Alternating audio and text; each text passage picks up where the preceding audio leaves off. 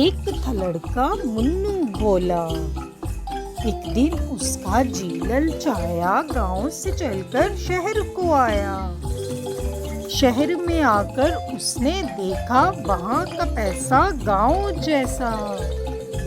वहाँ का खंबा वैसा ही लंबा, वहाँ की रोटी वैसी ही छोटी। वहाँ का ढोल वैसा ही गोल, वहाँ की बिल्ली वैसी ही काली, मोटी मोटी आंखों वाली। वैसे पौधे वैसे पेड़, वैसी बकरी वैसी भेड़। दिल में सोचा और पछताया, दौड़ा दौड़ा घर को आया। एक था लड़का मुन्नू भोला।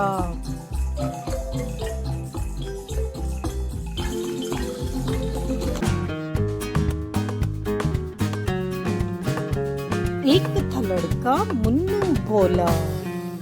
एक दिन उसका जी ललचाया, गांव से चलकर शहर को आया।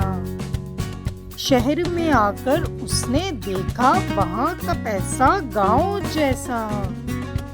वहाँ का खंबा वैसा ही लंबा, वहाँ की रोटी वैसी ही छोटी।